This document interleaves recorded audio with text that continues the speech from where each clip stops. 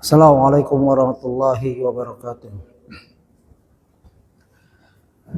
Alhamdulillah hamdan katsiran thayyiban mubarakan fih kama yuhibbu rabbuna wa yarda.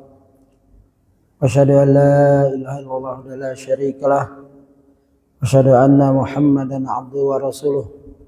Ya ayyuhalladzina amanu taqullaha haqqa tuqatih wa la tamutunna illa wa antum muslimun. Allahumma salli wa sallim ala nabiyina Muhammad amma ba'd. Ikhwah jamaah pengajian duha di Masjid Baitur Rahmah rahimani wa rahimakumullah. Kita lanjutkan kajian kita yang ke 111 lebih ya. Di mana kita sudah sampai halaman 359. Dalam tema pernikahan Rasulullah SAW dengan Khadijah radhiyallahu anha dari halaman 354 sudah kita bacakan di video yang lalu, kajian lalu di Masjid Al-Balad Bojongsari, Curug, Depok. Sekarang di halaman 359. Sampailah kita pada satu hadis yang agung, di mana hadis ini menjelaskan ya, setelah menjelaskan bahwa Ustadz Firanda menjelaskan sedikit banyaknya tentang safar, kenal orang itu dari apa ya. Yaitu hadis di mana safar itu salah satu ujian atau tes kalau kita pernah kenal seseorang, pernah bersafar bersama, pernah berhubungan uang, ya begitu. Jadi Umar pernah minta saksi terhadap seorang, lalu ada orang, aku akan jadi saksi. Apakah engkau mengenalnya? Ya. Lalu ditanya oleh Umar radhiyallahu, apakah engkau pernah berurusan? Apakah engkau bertetangga dengannya? Yang dia tahu kapan keluar rumah, masuk rumah? Tidak. Apakah engkau pernah bermuamalah? Tidak. Apakah engkau pernah safar bersamanya? Tidak. Berarti engkau belum kenal gitu. Itu safar salah satu tes untuk kita kenal saudara kita apa enggak. Dan memang dalam safar kita akan tahu watak seseorang aslinya. Ya, sebagaimana istri tahu watak seseorang, watak suaminya. Kalau di luar mungkin suaminya kelihatan alim, soleh, ya di dalam kelihatan tuh aslinya. Seorang istri, anak tahu watak kita, ya begitu. Makanya hendaklah kita berbuat baik pada keluarga kita, karena mereka saksi hidup yang jujur.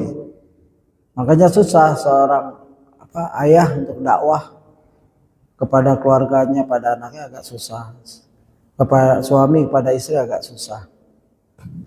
Sampailah ya Khadijah,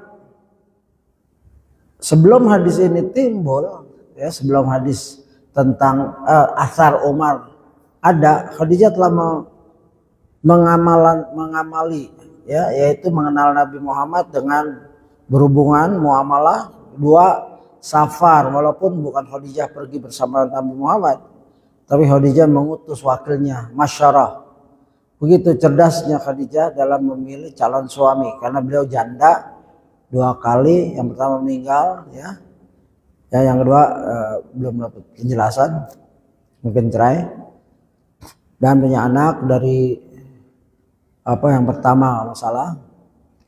Nah yang ketiga ini sangat hati-hati ya, mengirim utusan ya, melaporkan tentang Nabi Muhammad SAW kepada Khadijah.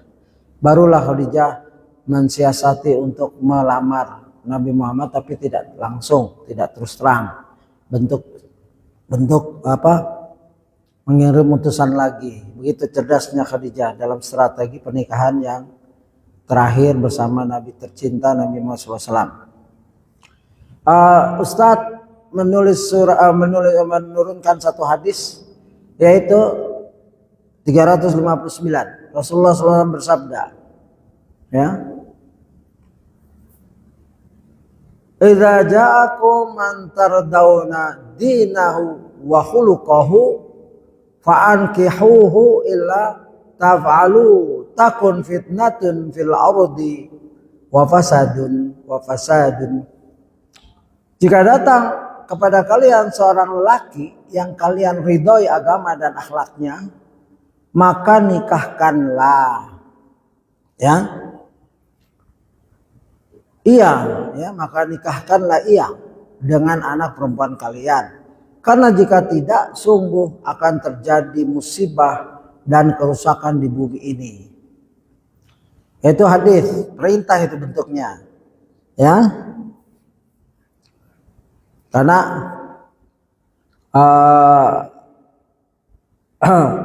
fiilnya fiil amr, fankihuhu, ya. Fa maka ankihuhu, nikahilah dia, laki-laki tersebut kalau datang dengan din dan akhlak yang baik. Ya, begitu. Para sahabat pun bertanya, wahai Rasulullah sallallahu alaihi wasallam, wahai Rasulullah, bagaimana jika ia mempunyai sesuatu dalam kurung aib? Kalau dia punya aib gimana? Ya. Rasulullah sallallahu alaihi wasallam pun menjawab dengan mengulangi sabdanya, jika telah datang kepada kalian lelaki yang kalian ridhoi agama dan akhlaknya, maka nikahkanlah ia dengan anak perempuan kalian sembari mengaulanginya sebanyak 3 kali. Ini hadis riwayat Tirmidzi 1084 dan dinyatakan sahih oleh Al-Albani. Coba lihat hadis ini, masya Allah, agung ya. Kadang-kadang Rasulullah pertanyaan sahabat nggak dijawab secara detail dengan mengulangi perintahnya. Ya, mirip hadis ini sebagaimana man qala la ilaha illallah dakhalal jannah, ya. Barang siapa mengucapkan kalimat la ilaha illallah, maksudnya dengan benar masuk surga. Walau dia mencuri, walau dia berzina, hadis Abu Dzar kalau nggak salah. Abu Dzar bertanya, walaupun dia mencuri, begitu 3 kali. Walau mencuri, walau berzina, seperti itulah. Ya, saya nggak hafal matannya. Ya, sampai ditegaskan walau Abu Dzar tidak suka, gitu. Ya, itu hadisnya ada hadis sendiri. Artinya tipe hadis itu seperti itu. Ya, diulangi sampai 3 kali. Ya. Jika telah datang kepada kalian lelaki yang kalian ridhai agama dan akhlaknya, maka nikahkanlah ia dengan anak perempuan kalian. Ya, 3 kali itu. Artinya, ya lebih cenderung nikahkan. Ya, kalau mau taat pada Rasul, nikahkan. Kalau ada orang yang udah baik dinnya, akhlaknya, Rasulullah nggak menjelaskan ekonominya bagus, pekerjaannya mapan dan lain-lain, ganteng dan lain-lain. Ya, 2 ini sudah boleh kita menikahkan. Setelah itu tawakal Allah. Begitu. Tapi ini apakah jadi pembatas atau tidak? Mari kita akan lihat. Perhatikan bagaimana Rasulullah SAW membedakan antara akhlak dengan agama. Kalau Ustaz Firanda menjelaskan, ya din dan akhlak itu dibedakan. Kalau kamu ridho din dan akhlaknya, agamanya bagus, di sini dijelaskan. Perhatikan bagaimana Rasulullah SAW membedakan antara akhlak dengan agama.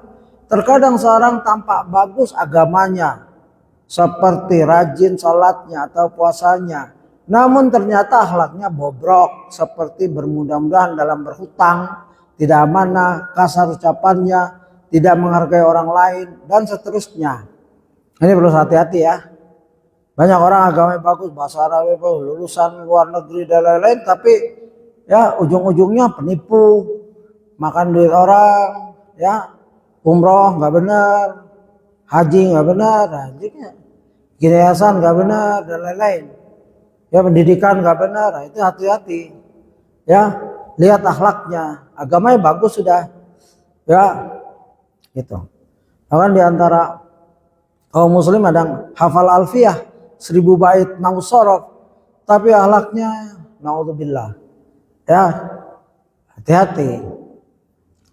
Ya, jadi selain din, ilmu-ilmu din, akhlak dilihat. Rasulullah menerapkan, jika datang seorang laki-laki yang kamu ridho, artinya udah bagus, kamu senang, nggak ada hujah untuk menolak dia. Dinnya bagus sekali, akhlaknya juga bagus. Apalagi untuk alasan lagi, hujah lain untuk menolak laki-laki ini, begitu loh. Ya, Rasulullah mewanti-wanti seorang tua yang punya anak perempuan, ya, menolak bujang mentah-mentah, hati-hati. Karena kalau dinnya saja bagus, ya rajin sholat atau puasa, namun ternyata akhlaknya bobrok, ya, seperti ya, ini dimisalkan begitu. Tidak menghargai orang lain dan seterusnya. Dan demikian pula sebaliknya, bisa jadi perangai dan akhlaknya bagus, namun ia tidak memperdulikan agamanya. Ini juga nggak bagus. Orangnya baik, akhlaknya sopan ini, tapi tidak sholat atau jarang-jarang sholatnya, atau sholat di rumah. Laki-laki sholat di rumah terus. Ya kita harus hati-hati juga. Ya, para salaf dahulu tidak ragu untuk menawarkan anak atau adik perempuan mereka kepada orang yang soleh. Lihatlah bagaimana Umar bin Khattab menawarkan putrinya Hafsah kepada Abu Bakar dan Utsman bin Affan. Karenanya jangan biarkan anak kita menikah dengan sembarang orang. Jangan jadikan faktor dunia sebagai tolak ukur utama Anda dalam mencari menantu. Ini contoh-contoh ya para sahabat. Kita nggak akan berpanjang di sini. Kita akan ngambil faidah dari Ustadz lain dalam bukunya tentang hadis tadi, ya. Begitu, bukan dari penjelasan Ustadz Firanda. Dimana yang saya bacakan tadi memang hendaklah kita sekarang ini mencari calon anak kita, calon suami anak kita harus jemput bola. Ada ulama yang mencari calon anak suami anaknya dengan sholat berjamaah. Dia tunggu ada anak muda yang rutin sholat di sholat pertama takbir lah, selalu dapat takbir 5 kali, ya mungkin kalau libur, kalau dia lagi kerja setiap dia di rumah sholat di masjid. Nah, itu yang ditanya, kamu udah nikah belum? Ada ulama seperti itu. Nah, mari kita dengarkan penjelasan hadis, syarah hadis lebih luas, ya, maksudnya lebih panjang lagi dari buku Aku Mencintaimu Karena Allah karangan Ustadz Nizar Saad Jabal SC MPD. Dan ini buku baru saja tiba di saya, ya, dan di grup Ustadz Nizar boleh silakan untuk kajian umum, ya. Ini sekedar tambahan ya. Ya, karena hadis ini sedikit sekali Ustadz Firanda menjelaskan. Di bawah tema halaman 16 yaitu lelaki yang aku percaya, ya. Lelaki yang aku percaya. Di sini jelaskan, ya, beliau menaruh hadis ini di dalam tema lelaki yang aku percaya. Ya, tadi ya, yang wanita yang percaya, sekarang lelaki yang aku percaya. Pertama, beliau mengutip di sini, sebelumnya telah disampaikan kriteria wanita yang layak dipercaya sebagai pasangan hidup. Karena kita sedang membicarakan Khadijah radhiyallahu anha, maka di sini dijelaskan bagaimana Khadijah mencari suami. Fawaidnya banyak sekali. Kalau bisa ditiru oleh anak-anak muda, bagaimana Khadijah mencari suami. Ya. Sebelumnya itu di halaman sebelumnya di buku ini, buku Aku Mencintaimu Karena Allah, buku panduan keluarga yang merindukan surga, susunan Ustadz Nizar Saad Jabal LCMPD, ya, hafizahullah. Siapakah laki-laki yang layak dipercaya oleh seorang wanita menjadi pasangan hidupnya? Apa saja kriteria yang harus dimiliki, ya. Nah, ini penting bagi bapak-bapak yang punya anak perempuan. Nanti cari calon suami untuk anaknya yang benar-benar, ya. Tapi jangan terlalu bahasa ini terlalu milih-milih, ya. Kalau milah-milih, akhirnya nggak nikah anaknya, kayak jadi perawan tua, nggak boleh juga. Dalam hal ini Allah Subhanahu wa taala berfirman, "Wal 'abdun mu'minun khairum min musyriki walau ajabakum." Sungguh hamba saya laki-laki yang beriman lebih baik daripada laki-laki musyrik meskipun ia menarik hatimu. Al-Baqarah surah 2 ayat 221. Ya, pertama Allah garis bawahi dalam Al-Quran. Jangan mentang-mentang ganteng, kaya, ya tapi musyrik. Ini untuk perempuan nih. Jangan dijadikan suami anak kita tercinta. Ya betapa rusaknya nanti anak kita akidahnya, anak-anaknya juga cucu kita dari dia. Naudzubillah. Berkaitan dengan lelaki yang layak dipilih diriwayatkan dari Abu Hurairah radhiyallahu anhu. Ia berkata, Rasulullah SAW bersabda, ya, idza khataba ilaikum man tardawna dinahu wa khuluquhu wa zawwijuhu illa taf'alu takun fitnatun fil ardi wa fasadun arid. Nah, ini hadis yang berhubungan dengan buku yang dibahas oleh Ustadz Firanda yang tadi kita bacakan. Jika datang kepada kalian seorang laki-laki yang kalian ridhoi agama dan akhlaknya untuk melamar, maka nikahilah dia. Jika tidak kalian lakukan, akan terjadi fitnah di muka bumi dan kerusakan yang meluas. Ya, boleh jadi karena tolakan kita bahkan diiringi dengan kehinaan, akhirnya menimbulkan bencana. Saya pernah baca, ya, saya menyimpang dikit nih. Mirza Ghulam Ahmad sebelum jadi Mirza Ghulam Ahmad pendiri Ahmadiyah, dia pernah melamar seorang wanita ulama, ditolak ya, tapi karena mungkin ulama itu melihat akhlaknya yang buruk, ditolak, maka dia menjadi ya nggak harus diterima kalau Mirza ya, tapi dulu belum jadi Mirza, belum jadi pendiri, katanya begitu. Wallahu a'lam. Saya cari-cari dasar, saya baca di mana gitu biografi dia kali.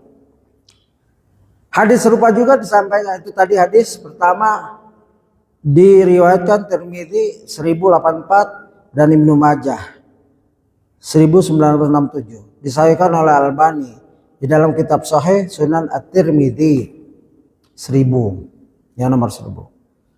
Yang kedua, hadis serupa juga disampaikan oleh Abu Hatim rahimahullah dari Abu Hatim Al-Muzanni yang menuturkan Rasulullah SAW bersabda, idza ja'akum man tardawna dinahu wa khuluquhu fa'ankihuhu illa taf'alu takun fitnatun fil ardi wa fasadun qalu ya Rasulullah wa in kana fi qala idza ja'akum man tardawna dinahu wa khuluquhu fankihuhu salasa marrat. Nah, ini sesuai hadis yang dikutip oleh Ustadz Firanda, yaitu hadis hadis Tirmidzi 1085 dan dihasankan oleh Albani dalam Sahih Sunan At-Tirmidzi 1001. Jadi hadis ini sahih hasan. Jika datang kepada kalian seorang yang kalian ridhoi agama dan akhlaknya, nikahilah. Ini di halaman 17 ya. Nikahilah dia. Jika kalian tidak melakukannya, maka akan terjadi fitnah di muka bumi ini dan juga kerusakan. Mereka berkata, wahai Rasulullah, apapun yang terjadi padanya, dia bersabda, apabila datang. Nah, itu pertanyaan sahabat, apapun yang terjadi, pokoknya dinnya bagus, akhlaknya bagus, nikahin. Begitu maksudnya. Rasulullah nggak menjawab, oh jangan, kalau miskin jangan, kalau jelek jangan, nggak jawab itu, diam. Bahkan mengulangi perintahnya. Apabila datang kepada kalian seorang yang kalian ridho agama dan akhlaknya, nikahilah dia. 3 kali beliau SAW mengulangi pernyataan ini. Ini pernah hadis ini lama saya baca, sudah ya tahun-tahun, tapi saya belum paham banget. Ya, maka saya berbahagia sekali hari ini dapat hadis. Hadis ini saya pernah sentuh di kajian sebelumnya, tapi saya nggak bacakan, saya tunda untuk saya ngambil fawaid atau faidah-faidah dari ustadz-ustadz lain. Nah, sabda beliau lanjut dari Ustadz Nizar Sa'ad Jabal Hafizahullah, Sabda beliau, jika tidak kalian lakukan akan terjadi fitnah di muka bumi dan kerusakan yang meluas. Maksudnya bahwa Nabi merintahkan para wali untuk menikahkan putri mereka dengan laki-laki yang datang meminang dan memiliki keimanan, ketaatan, akhlak yang baik, serta menjauhi kemaksiatan. Jika para wali enggan menikahkan putrinya dengan laki-laki itu karena pertimbangan harta, kedudukan, maupun ketampanan semata, maka akibatnya akan muncul berbagai kerusakan seperti, nah ini yang kita penting zaman sekarang ini. Sudah agamanya bagus, akhlaknya bagus, kamu kerja nggak? Belum, lagi nyari. Wah, gaji dah lah. Kalau kita miskin juga ya mungkin jadi pertimbangan. Tapi kalau kita kaya, ya udah kamu nikah, nanti insya Allah saya tolong. Ya kamu yang penting usaha cari kerjaan terus. Begitu, dicarikan penyelesaian. Seorang anak muda ini sudah berani-berani melamar anak kita yang kita cintai. Kita udah ridho agamanya, akhlaknya baik nih anak. Sudah kita hibahkan untuk anak kita sendiri kok. Wakafkan harta, jual mobil, jual apa, kasih dia bekal. Begitu seharusnya ya. Nggak mudah. Ya, bicara mudah tapi dalam kenyataan atau jelek anaknya. Akhlaknya bagus. Agamanya bagus, tapi kalau muka ya sekitar 3,5 lah nilainya kalau dibandingkan 10 ya. Nggak 9, nggak 8. Anak kita pengennya yang 5 ke atas. Kurang-kurangnya ya ayah, aku nggak kuat kalau nikah sama dia. Boleh kita pertimbangkan itu boleh. Kalau anaknya enggak. Tapi kalau anaknya diam saja, nggak apa-apa, saya nikahkan saja ayah sama dia, nggak apa-apa. Saya ridho, sudah nikahkan. Tapi jangan dipaksa. Karena dia yang akan mendampingi laki-laki ini seumur hidupnya. Kasihan ya kalau enggak bahagia. Begitu agungnya Islam itu.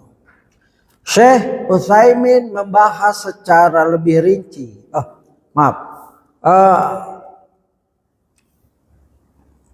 Tadi akan timbul berbagai kerusakan seperti ya, satu, kalau sudah datang orang agamanya bagus, akhlaknya bagus, lalu kita tolak sebagai wali dan lain-lain, maka banyak kerusakan. Itu hadis sahih dan hasan. Satu, maka apa efeknya? Satu, banyak perempuan yang hidup tanpa suami, sering nolak, akhirnya diumumin sama yang ditolak. Kamu nggak usah ngelamar dia nyari orang kaya tuh. Ya, banyak ustadz datang ditolak. Nah, referensi ini viral. Artinya anak kita udah di blacklist di kalangan ikhwan. Kalau sudah di blacklist, biasanya ikhwan ngobrol sama ikhwan lain. Ana mau ngelamar anak fulan tuh, jangan ditolak ente. Ana pernah atau fulan pernah. Ini referensi nggak bagus untuk kita, hati-hati. Kadang-kadang kesempatan tidak datang 2 kali. Kita merasa anak kita keren, bagus, cantik, ini itu. Belum tentu, banyak orang perawan cantik, perawan tua, gak nikah. Ya kasihan, kadang-kadang salah manajemen nih, wali-walinya nih, abang sok. Kalau kamu gak dapet yang ini, saya gak akan nikahkan. Bapaknya juga sok, ibunya juga. Yang kasihan anak perempuannya. Ya sudah haus akan cinta. Ya dia sudah menjaga dirinya bertahun-tahun. Ya betapa banyak ya kesedihan-kesedihan yang bagi wanita perawan tua ya. Wa ya'udzubillah, kita berlindung pada Allah dari cobaan anak-anak kita ya tidak mendapatkan jodoh. Ya satu, banyak perempuan yang hidup tanpa suami. Kedua, banyak lelaki yang hidup tanpa istri. Karena mungkin nih seorang ustadz, saya pernah dapat ini, ada beberapa. Seorang ustadz, dinnya bagus, akhlaknya bagus, ngelamar, atau ditolak. Wah, mungkin karena ekonomi atau nggak ganteng, akhirnya dia ngebujang seumur hidup. Saya dapatin itu, ya. Dia patah hati istilahnya. Ya mungkin ustadznya ilmunya kurang ya, tapi ya manusia. Mungkin dia sudah nggak selera lagi lah, sudahlah saya hidup memujang saja. Ya, gitu. Itu dari akibat ditolak. Lamaran ditolak. Betapa menyedihkan lamaran itu ditolak. 3, meningkatnya perzinahan. Nah, kalau laki ngelamar ditolak, ya perempuan nggak dapat nggak ada ngelamar-lamar, akhirnya perzinahan tumbuh subur. Naudzubillah min dzalik. Hati-hati ya, ikhwah fillah rahimani wa rahmatullah. Hati-hati ya, yang punya anak perempuan ya, hati-hati ya, akan mereka panggilan syahwatnya nggak tersaluri, akhirnya berzina. Sekurang-kurangnya berzina pandangan, apalagi internet sekarang ya, berzina pendengaran, penglihatan, bahkan kumpul kerbau ya, istilahnya 7-Eleven atau hidup bebas, free sex dan lain-lain. Naudzubillah min dzalik. Keempat, para wali dan keluarga akan mengalami keburukan dan aib seperti fitnah, pembunuhan janin akibat perzinahan, bayi ditelantarkan, bahkan dibuang, serta keburukan lainnya. Ya, hati-hati. Banyak orang nggak nikah atau ditolak, akhirnya dia berzina, ya, mencari pasangan tanpa nikah, akhirnya lahirlah kandungan bayi yang tidak diingini, jadi anak haram, naudzubillah, akhirnya diaborsi. Ya, itu fasad, kerusakan di muka bumi. Ya, hendaknya seorang anak dinasihati. Kamu nanti dari kecil jangan melihat wajah suami kamu, kalau dia soleh, agamanya bagus, akhlaknya bagus, ya alhamdulillah ada bertanggung jawab secara ekonomi, mungkin mukanya nggak ganteng, terima aja. Nah, sekarang susah nyari suami, itu susah. Yang ganteng, pinter, kaya udah dapet yang lebih cantik dari kamu, ngapain lihat kamu? Ya, standarnya direndahin. Jangan saya maunya S3. Ya, dianya SD aja nggak lurus. Ya, jangan kayak gitu. Ya, kita tekan anak kita. Ya, saya punya anak 16 dan banyak yang udah nikah. Ya, banyak problem. Ya, ada pengalaman lah. Macam-macam orang datang kayak gini. Kita mudahkan karena menutup, satu menjalankan sunnah, dua membahagiakan Rasul kalau mereka punya anak, tiga kita dapat pahala seorang tuanya, mereka sholat kita dapat pahala, mereka puasa kita dapat pahala, mereka sedekah kita dapat pahala. Apakah nggak ingin ya anak antum nikah dan punya anak, jadi antum punya cucu begitu? Jangan disusahkan, ya gitu. 5. Terputusnya nasab karena minimnya pernikahan yang sah. Banyak manusia tapi nasabnya nggak jelas karena nikahnya nggak sah. Zina keluar anak. Ya kalau dia nggak mau aborsi, tuh anak tumbuh tanpa bapak. Ditanya bapaknya siapa, nggak jelas. Ini nggak boleh. Ya, kecuali bapak yang meninggal, sakit, ya begitu boleh. Ini akibat ditolaknya seorang laki-laki yang dinnya bagus, akhlaknya bagus. 6. Hilang kemuliaan pada diri lelaki dan wanita akibat marak perzinahan dan terlupakannya ketaatan serta perintah Allah. Kalau sudah penyakit zina merajalela, sudah nggak ingin lagi nikah. Ya, ada orang ya nasihati saya, antum pernah nikah terus sekarang duda ya, iya. Cepat nikah lagi. Kenapa? Saya lagi belajar. Cepatlah nikah lagi. Saya ini udah menduda bertahun-tahun ini. Nanti udah nggak pengen nikah. Ya nanti kalau dapat yang cocok begitu. Ini pengalaman dari seorang duda. Nah, pernah satu rumah di Sydney sama saya. Ya jadi di Melbourne. Jadi hendaklah kita mengambil pengalaman dari orang lain boleh dalam rangka untuk kehidupan kita. Yang nggak usah cusi ya. Cusi itu bilah-milih. Bapaknya sangat selektif, ibunya juga. Yang kasihan korban anaknya. Ya, orang udah datang, anaknya udah senang. Oh nggak bagus tuh. Miskin dia. Kamu mau hidup miskin, takut-takutin lagi. Kamu nanti anak kamu jelek-jelek, kurang bagus. Padahal dinnya udah bagus, akhlaknya udah bagus. Ya. 6. Ya, tadi tuh karena banyaknya 6 tuh tadi hilang kemuliaan pada diri laki dan wanita akibat marak perzinahan dan terlupakannya ketaatan serta perintah pada perintah. Nikah itu bagian dari ibadah, nisfuddin. Kalau dirusak gara-gara kriteria yang hawa nafsu, ya din dikalahkan dengan hawa nafsu, maka berdosa jariah itu. Bapak yang melarang anaknya nikah yang sudah baik calonnya datang, itu dosa jariah. Mungkin dia dosa sejak anak perempuannya berzina atau bermaksiat sendirian, bapak ibunya dosa atau abang-abangnya, wali-walinya dosa. Naudzubillah. 7. Pengagungan terhadap harta dan jabatan sebagai fenomena yang nyata, sehingga hukum Allah Azza wa Jalla dan ketaatan kepada Rasulullah SAW menjadi sesuatu yang diabaikan. Ya, ini diambil dari Tuhfatul Ahwazi Bisarah Jami' At-Tirmidzi dan Hasyiah Sindi, ya, ala Ibnul Majah. Begitu. Ustaz mengambil, jadi ada 7 kerusakan.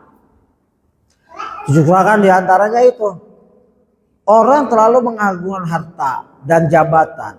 Kamu jabatannya apa? Padahal dia baik, ditnya, akhlaknya baik, lalu ditanya, kamu kerjanya di mana? Jabatan kamu apa? Ya, sehingga bikin down anak laki yang soleh dan agamanya baik ini. Jika seorang wali menolak calon menantu yang beriman dan berakhlak baik hanya karena harta, jabatan, atau rupa, maka pintu fitnah besar akan terbuka. Dari sinilah muncul berbagai kerusakan, perzinahan merajalela, nasab terputus, dan perintah Allah pun kian diabaikan. Hati-hati, ya, jangan kita wa ta'awun ala ismi wal udwan. Jangan kita bekerja sama, suami bekerja, bapak bekerja sama dengan ibu dan wali-wali lain, ya, ala ismi wal udwan, ya, atas dosa dan permusuhan. Ini nggak boleh, ya, gitu. D. Renungkanlah. Ini masih dari susunan Ustadz, ya. Aku mencintaimu karena Allah. Ini bagus kitabnya, silakan dimiliki oleh yang punya. Mudah-mudahan ada daurah, Pak. Saya mau daurah insyaallah 1 hari. Mari kita kembali kepada realitas yang terjadi di masyarakat. Ketika anak-anak muda hendak menikah, hal pertama kali yang biasanya menjadi pertimbangan adalah kecantikan, tampanan, dan harta. Demikian pula halnya dengan orang tua. Saat seorang pemuda datang melamar putri, mereka bertanyakan pertama yang diajukan seringkali berkaitan dengan harta. Ya, jadi harta, kecantikan, selalu itu. Inilah yang terjadi pada kebanyakan manusia, sebagaimana digambarkan Rasulullah SAW dalam hadis yang telah disebutkan sebelumnya. Apakah hal ini terlarang? Tentu tidak. Namun berdasarkan dalil-dalil yang telah disampaikan juga penjelasan para ulama, sikap seperti ini dapat berdampak buruk dalam pernikahan. Sebab pernikahan yang tidak dibangun di atas fondasi iman dan amal saleh akan rentan terhadap keretakan. Ya, panjang sampai halaman 19 kita cukupkan dari kitab ini. Ya, silakan dimiliki. Saya bersyukur kitab ini datang tepat pada waktunya.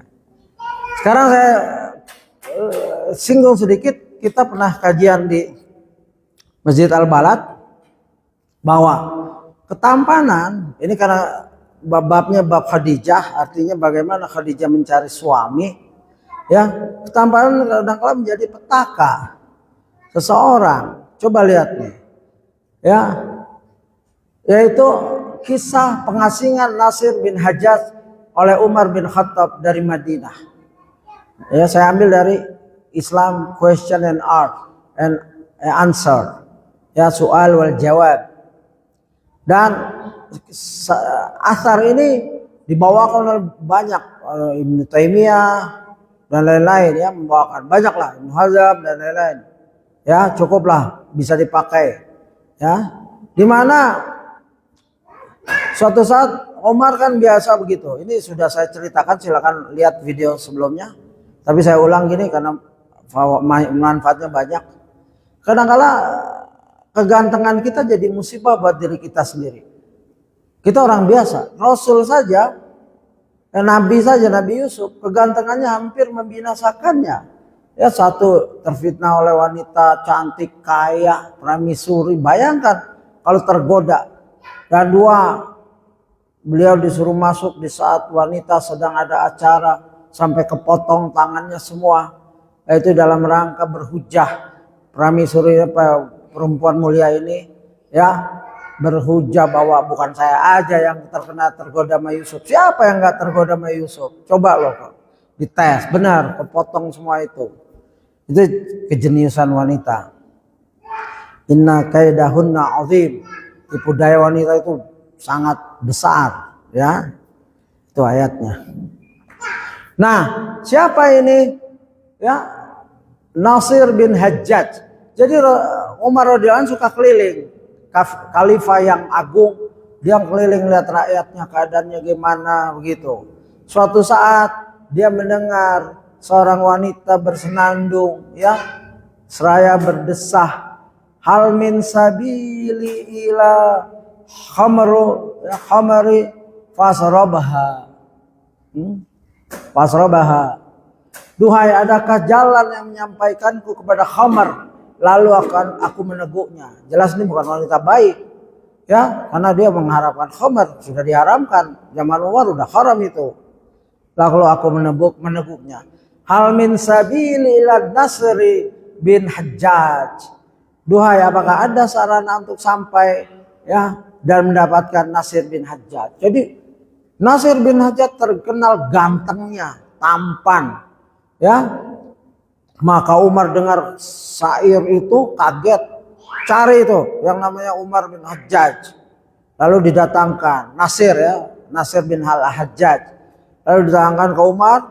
Umar ceritakan kenapa dia didatangkan. Ya, dia jadi fitnah buat wanita. Lalu Umar suruh gundulin, dibotakin kepalanya, saking gantengnya.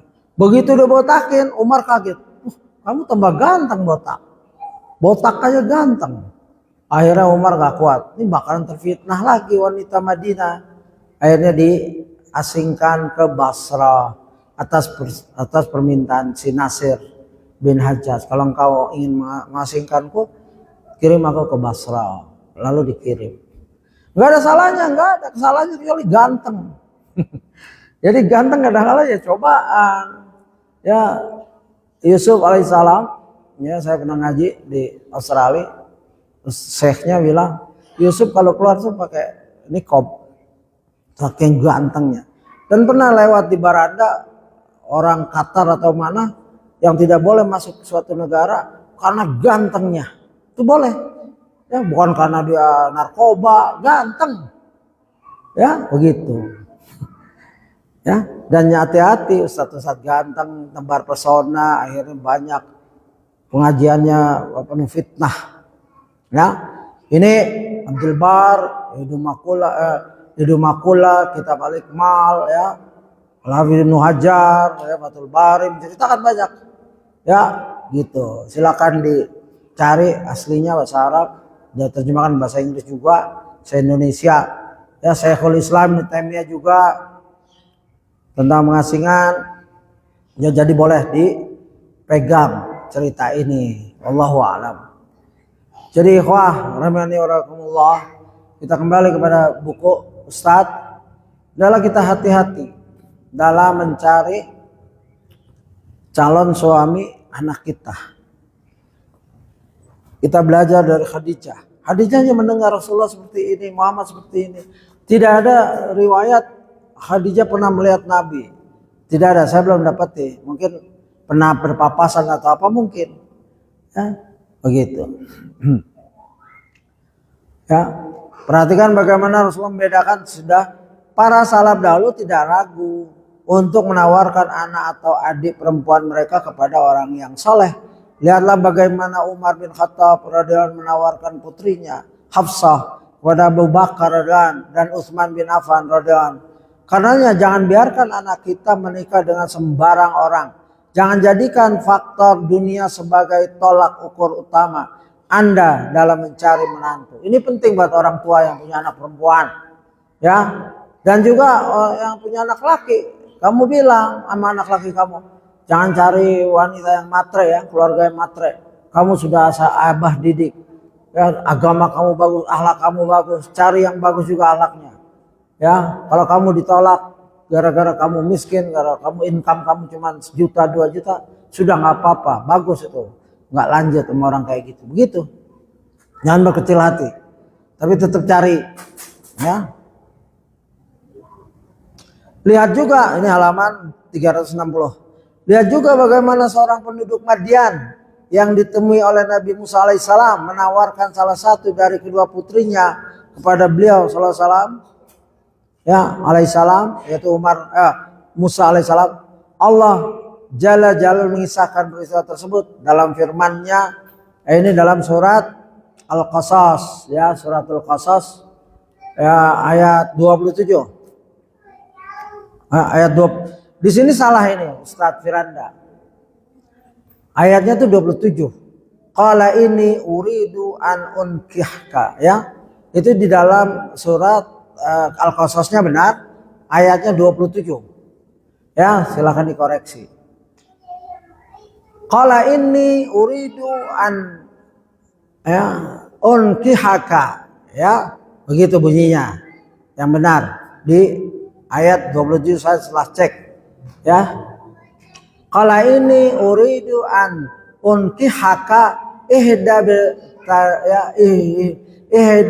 natai hataini ala an ta'jurani samani hijaj. Berkata dia Su'aib, ini Su'aib bukan Su'aib Nabi Su'aib, ya.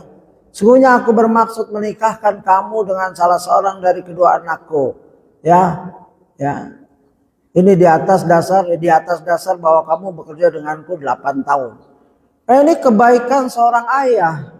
Karena anaknya mau ngambil air berdua, dilihat Musa lagi ngambil nimba air, ya, dalam kisah kayak gitu, gagah. Lalu Musa menolong perempuan ini padahal nggak kenal. Karena kebaikan itu diceritakanlah sama kedua wanita ini ke ayahnya, bahwa kami tadi ditolong oleh seorang yang baik, bagus akhlaknya. Dan lihat, ya, si Su'aib, ayah dari kedua wanita ini nggak kenal Musa alaihissalam, tapi dari berita anak-anaknya dia orang baik ini. Musa dalam rangka pelarian karena akan dibunuh oleh Firaun setelah membunuh seorang tidak sengaja, sekali tampar orang mati, ya gitu. Lalu ayatnya melanjutkan, fa'in atmamta asra famin indik, kamu mau saya nikahkan silakan pilih kakaknya atau adiknya salah satunya, ya, dengan mas kawin kerja 8 tahun. Ya, Su'aib punya kebun atau apa gitu, peternakan mungkin. Tapi ya disambung, fa'in atmamta asran famin indik, jika engkau lengkapi 10 tahun, yaitu dari kemuliaan kamu. Boleh 8, itu wajib, yang 2 tahun pilihan. Kalau mau Musa mau bermurah hati tambah 2 tahun lagi silahkan. Ini jadi bentuk mahar, ya, akad. Wa ma uridu an asyqa alaik. Ditambah lagi oleh Su'aib, maka aku tidak hendak memberati kamu. Ya, ini semua pernikahan dasarnya suka sama suka, mudahkan, ya. Yasiru wala tu'asir, mudahkan, jangan disusahkan. Ada orang anaknya udah dilamar, sudah sepakat maharnya segini, datang keluarganya. Mahar mau dikasih berapa mahar? 3 gram emas. 3 gram itu mah segini nilainya, nggak cocok itu. Ini nggak boleh. Anak perempuannya sudah ridho, jangan dipanas-panasin. Ya, kalau mau nerima aja, murahkan mahar, bukan dimahalkan. Kalau mau nolak, maharnya 3 kilo, nah, itu nolak artinya. Kalau suami laki-laki ini kayak, ya nggak apa-apa, 3 kilo ya alhamdulillah rezeki. Tapi itu kayaknya nolak. Ya 30 kilo, 50 kilo udah tahu suaminya pas-pasan. Ya, jadi jangan ajarkan anak kita, ya, ini terutama orang ketiga nih, saudara, bibi, datang nggak ngeliat, nggak tahu calonnya apa, dia langsung, wah itu mah buat makan apa ini wah habis. Nggak boleh seperti itu. Ini bisikan-bisikan setan. Ya, jangan dihiraukan. Kasih ilmu anak kita. Kalau ada datang nanti saudara, bibi kamu ini, paman kamu, kakek kamu atau nenek kamu atau siapa saja bilang mahar kamu terlalu murah itu kamu bukan orang murahan, ditambah lagi bubuin. Akhirnya tuh anak minta, ya naikin deh 10 kilo, akhirnya bubar. Ya 5 gram lagi lah, akhirnya bubar. Banyak kayak gitu, bukan banyak, ada. Ya hati-hati. Kalau di depan boleh, namanya perjanjian di depan. Ya kalau kamu mau tambah 2 tahun lagi bagus. Jadi antara 8, 10. 8-nya wajib, 10 kebaikan Musa. yang seperti hadiah. Ini mahar saya 2 gram, tapi saya kasih hadiah 1 gram, 3 gram, 2. Kalau saya ada ya nanti begitu. Kalau saya ada saya tambahin 1 gram, tapi sekarang saya sanggupnya 2 gram. Mau nggak? Mau, sudah. Nanti pas hari haknya akad, cuman punya 2 gram ya sudah halal, selesai. Orang dia yang janji 1 gram itu hadiah, begitu loh.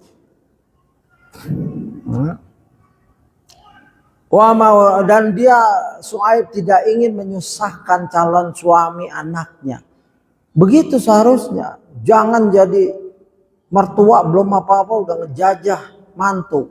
Kamu harus gini, jangan.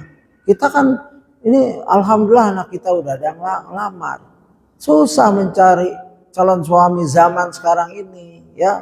Soleh, akhlaknya baik itu susah. Kalau kaya banyak. Kalau ganteng banyak, mau kayak Nasr tadi bin Hajjaj, modal ganteng aja bukan ganteng, akhirnya seorang istri capek ngejagain, apalagi ganteng terus bermedsosan, pasang status terus, lagi ngupil aja di statusin, ya nggak benar seperti itu. Calon laki yang mencari perhatian wanita-wanita lain. Kalau mau nikahin lagi 1, 2, 3. Ya fangku ma tabalakum minanisai masna wa thulatsa wa ruba. Kalau gentle memang nikahin lagi nggak apa-apa. Tapi kalau cuma menebar pesona padahal udah nikah masih gayanya menebar pesona nggak boleh. Siapapun dia. Apalagi seorang ustadz, dai, ya hati-hati. Harus adil kita. Begitu. Dan Su'aib nggak mau memberatkan. Wa ma uridu an asyqa alaik, ya. Satajiduni insyaallah minas salihin. Coba lihat, dan kamu insyaallah akan mendapatiku termasuk orang-orang yang saleh. Ya, kalau kita lihat tafsir Ibnu Katsir, nama orang tersebut, ya nama wanita tersebut disebutkan di sini, yaitu dijelaskan Su'aib al-Jibai mengatakan, ya, nama kedua itu adalah Su'aib. Ini bukan Su'aib ini ya, penafsir. Su'aib al-Jibai mengatakan bahwa nama kedua itu adalah Safuria dan Layya. Keduanya ialah Safuria dan Sarafa. Ya. Muhammad Ibnul Ishaq mengatakan nama keduanya ialah Safuria dan Syarafa, yang juga disebut Layya. Jadi Syarafa, Layya. Ini nggak penting ya. Tapi ini jadi dasar hukum suatu mazhab, yaitu murid-murid Imam Abu Hanifah menyimpulkan dalil dari ayat itu untuk menunjukkan keabsahan transaksi jual beli yang penjualnya mengatakan kepada pembelinya, aku jual kepadamu salah seorang dari kedua budak ini dengan harga 100. Lalu pihak pembeli menjawab, saya beli, maka transaksi sah. Begitu, tafsir sedikit. Setelah mendapati syarat pinangan dari Khadijah, kembali kepada kasus Khadijah radhiyallahu anha. Setelah mendapat isyarat pinangan dari Khadijah, Rasulullah SAW pun maju untuk mengajukan lamaran tersebut, dan akhirnya berlangsunglah pernikahan antara Muhammad SAW dengan Khadijah radhiyallahu anha. Ya. Demikian perjalanan pernikahan. Lalu kita masuk ke tema, karena masih ada 12 menit lagi, silakan jika ada pertanyaan. Khilaf ulama tentang usia Khadijah saat menikah dengan Nabi Muhammad SAW. Ini perdebatan, dari kecil kita dengar usia Khadijah lebih tua, ya Nabi lebih muda. Baik, kita lihat bagaimana pendapat Ustadz Firanda. Ketika menikah Khadijah radhiyallahu anha, usia Nabi Muhammad SAW adalah 25 tahun. Namun terkait usia Khadijah radhiyallahu anha, saat itu para ulama masih silang pendapat tentangnya. Pendapat pertama, sebagaimana yang diriwayatkan oleh Ibnu Sa'ad, ya rahimahullah dalam tabaqatnya melalui jalur periwayatan Al-Waqidi, Muhammad bin Umar, ya namanya Al-Waqidi, bahwa umur Khadijah radhiyallahu anha ketika itu adalah 40 tahun. Lihat tabaqat Al-Kubra Ibnu Sa'ad, ya. Tapi periwayatan Al-Waqidi si para ahli hadis tidak diterima karena statusnya matruk, ditinggalkan. Ini periwayatan yang ada di Al-Waqidi dari Tabaqatnya Ibnu Sa'ad. Pendapat kedua, bahwasanya umur Khadijah radhiyallahu anha ketika itu adalah 28 tahun. Pendapat ini halaman 361 ya. Pendapat ini disebutkan oleh Ibnu Ishaq rahimahullah, dan inilah pendapat yang masyhur di masyarakat. Mengapa demikian? Karena kitab Sirah Nabawi yang paling tersebar di tengah masyarakat adalah yang ditulis oleh Ibnu Hisham rahimahullah, yang merupakan ringkasan dari karya Ibnu Ishaq. Jadi Ibnu Hisham menulis ringkasan dari Ibnu Ishaq. Penulis sejarah pertama Ibnu Ishaq, lalu diringkas oleh Ibnu Hisham. Kedua pendapat di atas sama-sama tidak disokong dengan dalil yang kuat. Jadi tidak ada dalil yang kuat tentang kedua pendapat ini, ya. Begitu. Dalil pendapat pertama diriwayatkan oleh Waqidi yang statusnya menurut para ahli hadis adalah matruk, tidak dianggap riwayatnya. Sedangkan dalil pendapat yang kedua ialah dibawakan tanpa sanad.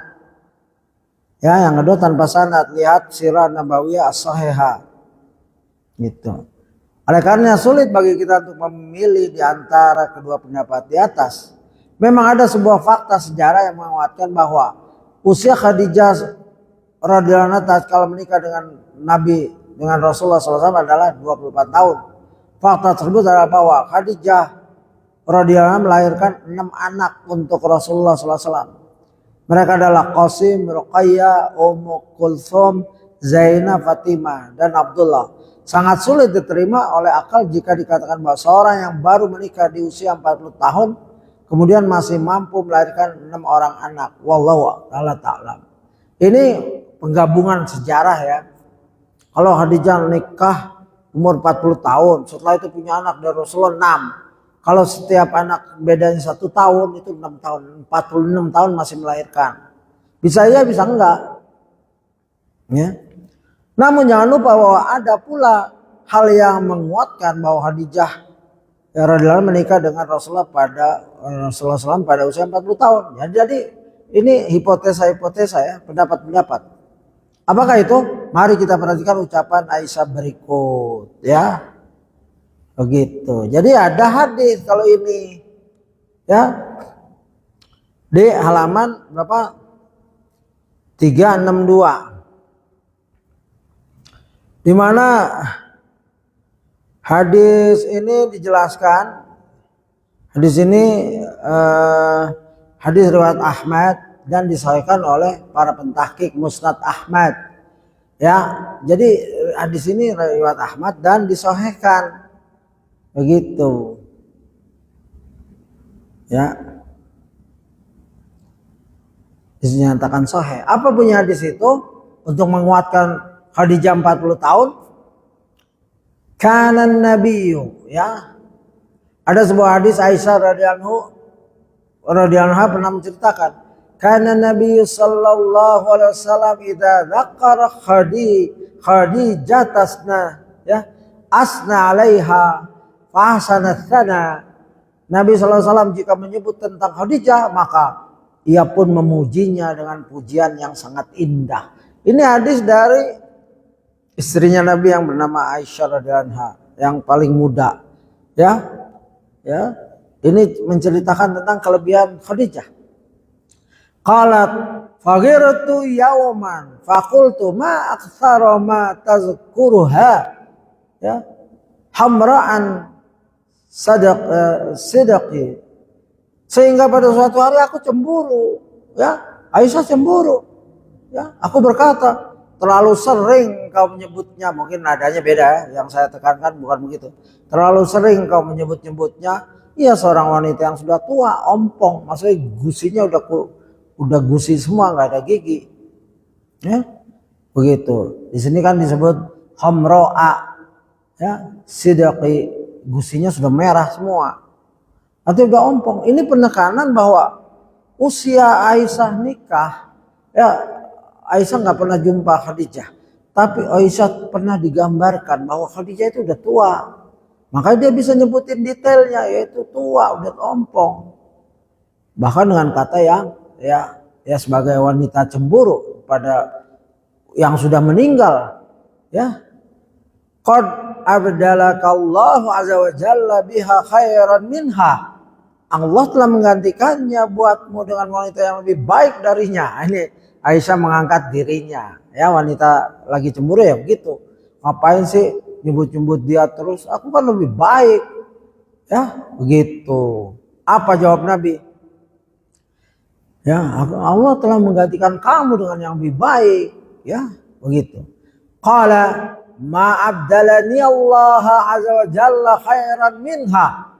Maka Nabi berkata, Allah tidak menggantikannya dengan seorang wanita pun yang lebih baik darinya. Ingat nih, ini perkataan Nabi. Ya, Aisyah dikoreksi pendapatnya bahwa dia lebih baik dari Khadijah. Begitu. Dia nggak pernah tergantikan. Ya, padahal banyak istri-istri setelah Khadijah, nggak ada yang bisa menggantikan kedudukan Khadijah. Begitu agungnya Khadijah radhiyallahu anha di sisi Nabi dan di sisi Islam, di sisi Allah Subhanahu wa taala, ya.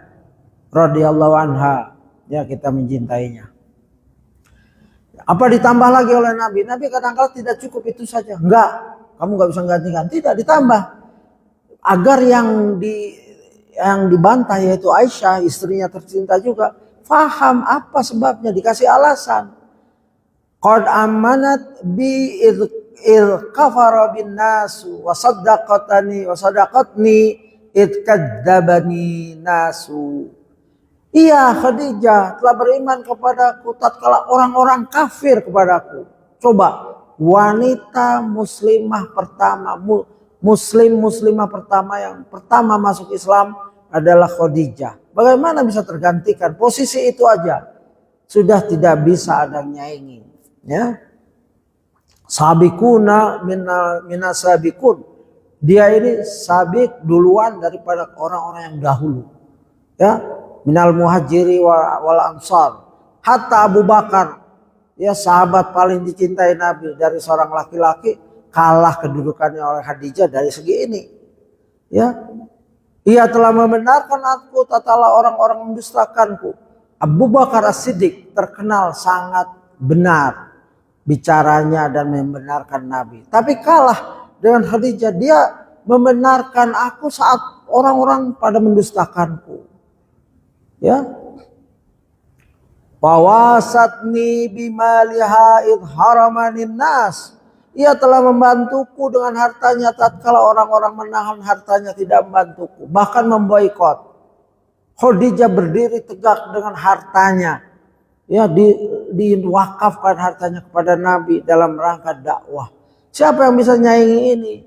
Ya, padahal Rasulullah belum mengeluarkan mukjizat macam-macam. Belum ada perang.